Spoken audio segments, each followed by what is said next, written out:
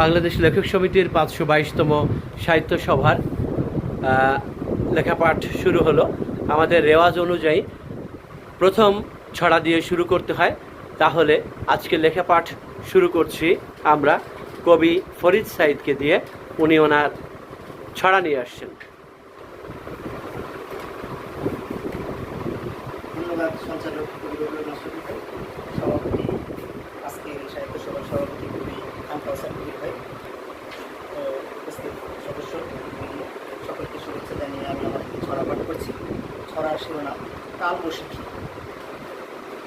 বৈশাখ এলে যখন তখন, বৈশাখ এলে যখন তখন বাউরি বাতাস ছোটে, আম কুড়িয়ে শিশুর মুখে মধুর হাসি ফোটে।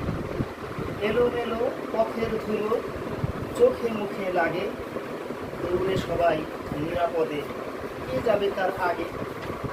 কালবৈশাখী ডাল ভেঙে দেয়, পড়ে ছড়ের চালা, গায়ের লোকে বোঝে ভালো বৈশাখ মাসের জ্বালা।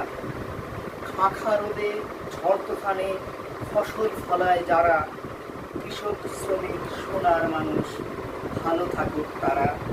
খাখা রোদে ঝড় তুফানে ফসল ফলায় যারা, কৃষক শ্রমিক সোনার মানুষ ভালো থাকুক তারা।